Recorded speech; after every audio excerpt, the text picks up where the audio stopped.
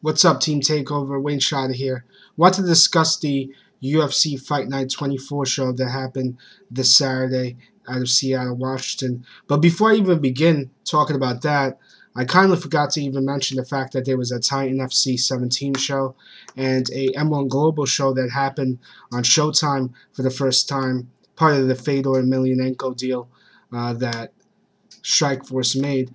But either way, I watched both shows right after the Voice versus Wand show, which I highly recommend on HDNet if you guys haven't watched it yet.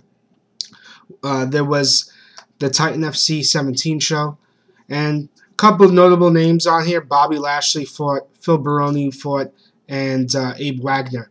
Now, I'm not even going to go through the whole show because honestly, the show wasn't that great, kind of boring. But nonetheless, Baroni did fight a guy named Nick Nolte. Really, really boring fight. Baroni didn't look that great.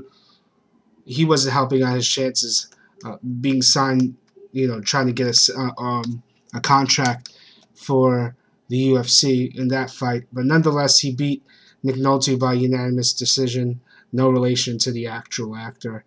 And Abe Wagner fought. A lot of you guys may know Abe Wagner from The Ultimate Fighter. Wagner actually at the last Titan FC fight show, he beat Tim Sylvia, which within like a minute, if I'm correct. Pretty pathetic, but nonetheless, Abe Wagner was looking like somewhat of a prospect.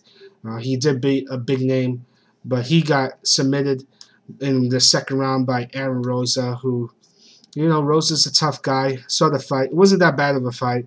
And, of course, the last fight, the main event, Bobby Lashley defeated John Ott. It was completely undersized in this fight, if that's even a word. Lashley was huge, and you could tell just by them standing next to each other how big of a weight difference this fight and how kind of like one-sided it was supposed to be. I think Titan wanted Lashley for his name power, obviously, but they wanted to showcase Lashley, and Lashley probably wanted to revitalize his career and go out there and really, really just take this guy out, John Ott. But he did win the fight, Lashley, by unanimous decision. The fact of the matter is, he looked horrible. I don't know. That fight was horrible. It was the most boring fight. I highly don't recommend watching that fight. At the end of the show, the only thing that stood out of the fight was the fact that, well, Lashley's just a big musclehead that has zero cardio, and he definitely didn't prove anything or help out his aura in the ring. If I was fighting Lashley, I would just pray to get out of the first 5 minutes of the first round, and I'd probably just start putting the pressure on because he's probably going to gas. I recommend that to the next fighter that fights Lashley. It's pretty much a joke. It really is. It's pretty sad. But and at the end of the fight, all you could hear about from Charvello and Frank Trigg was how tough of a guy John Ott was. The crowd single-handedly just was cheering for Ott at the end of it. So the loser, in a way, kind of won. But nonetheless, that was the Titan FC show. Nothing really to talk about. I enjoyed the last Titan FC show, but this one just was horrible. So that's it. The M1 Global show happened also on Friday. Lane talked about it a lot, and I enjoy that single-handedly. I don't have the card in front of me, but nonetheless, I'm not going to discuss. I didn't go over it with you because, number one, I'm not that knowledgeable about M1 Global. I do like the actual company, the management. I have different feelings about, but nonetheless, the M1 Global card, M1 Global itself has never had a bad show. Every time I've watched an M1 Global show, I've thoroughly enjoyed it. In fact, I was really, really mad that I didn't get to see the last one in person. I believe, not the last one in this area. They had one in New Jersey. I had just started talking to Bloodstain Lane because he was mentioning that he was going to it. But I didn't go. At the last minute, I decided not to go. And I wholeheartedly regret not going. But nonetheless, the M1 Global show was great. I highly, highly, highly, highly recommend you guys watch it from top to bottom. I don't know what they were feeding the M1 Global fighters, but those guys were trying to finish, and there was a finish in every single fight, and they were just going at each other. So, nonetheless, go out there and watch the M1 Global when it comes online, or if they show it, replay it on Showtime. Hopefully, they have it on demand. And go check that out. Support MMA. UFC now, it's a monopoly. You know, just seeing how a lot of these fights, I have a bad feeling about this. You know, I really, really do have a bad feeling about how the UFC is going to be doing their matchmaking. But I mean, already they're having Fitch versus Penn again for a fight that, I mean, I really don't care to watch. I really don't care to watch. Whatever. Nonetheless, UFC Fight Night 24 happened. I didn't see it live. I was with my girlfriend, and you know how it goes. But nonetheless, I did see it, the replay of it, and it wasn't that bad. The first fight, and I'm not going to go over the undercard because, well, I don't really care to go over the undercard. But first fight, Chan Sung Jung, the Korean Zombie, defeated Leonard Garcia for the second time these guys fought. I watched closely as Garcia was throwing a lot of bombs that were completely missing. The Zombie actually looked really, really good in this fight, and I was so happy that he won. We were going to probably see a rubber match, which is good. I don't mind seeing these guys two fight. These guys are just awesome, you know. And nonetheless, Korean Zombie defeated him by the Twister. Awesome. I've seen that move actually standing up in the WWF. I think it's called the abdominal stretch. But nonetheless, the Korean Zombie landed the submission, and he ended the fight in the, I believe it's the second round. So I don't have the rounds, actually. But nonetheless, I think it was the first round. Don't quote me wrong. But nonetheless, the Korean Zombie won. I was happy. He deserved to win the first fight, and he got vindication. So, didn't leave it up to the hands of the judges, because Garcia has a really, really good luck with those judges. I mean, Nam Fan and him, he lost, so it's ridiculous. Second fight, Amir Sadala defeated DeMarcus Johnson. I'm not a big fan of either of these guys.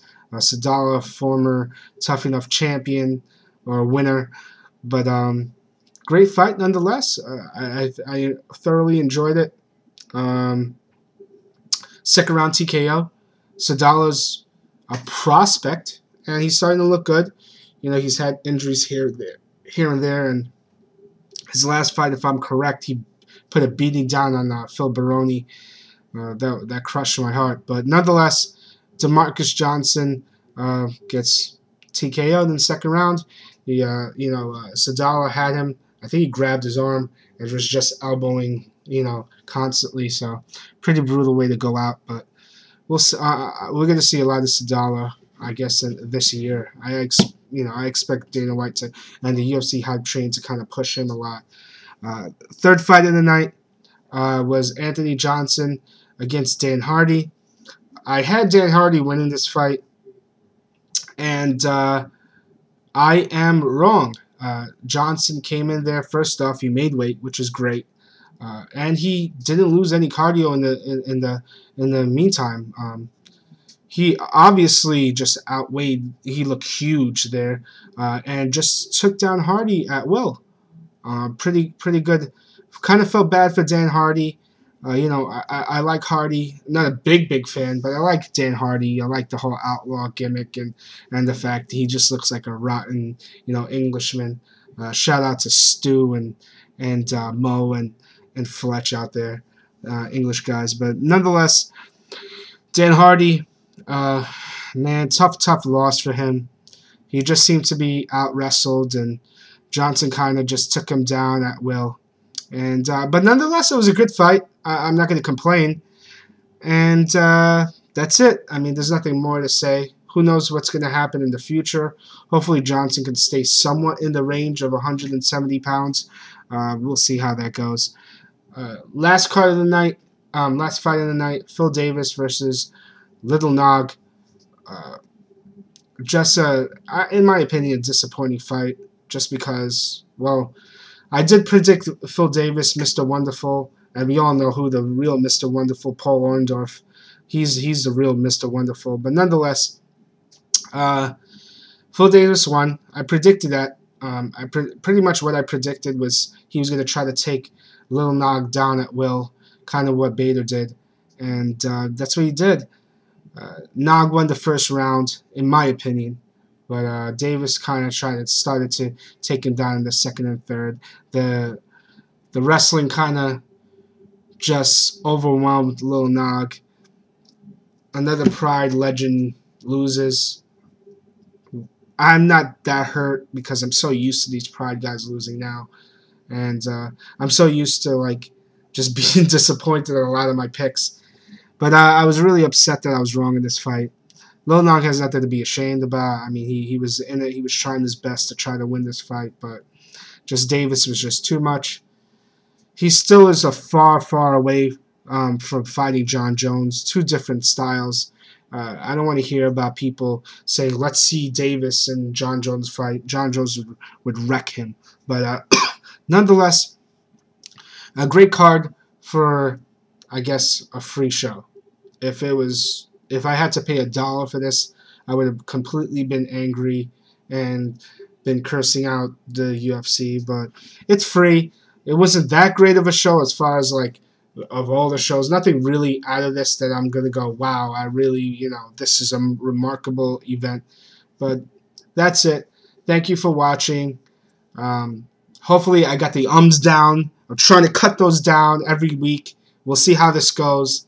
But that's it. Shout out to Bloodstained Lane, Chris Fahrenheit, Fletch, Sean, IQ Wrestler, and everybody out there who watches my vlogs. Comment. Let me know what you think about it. I appreciate it. Add it on Twitter. And thanks for watching.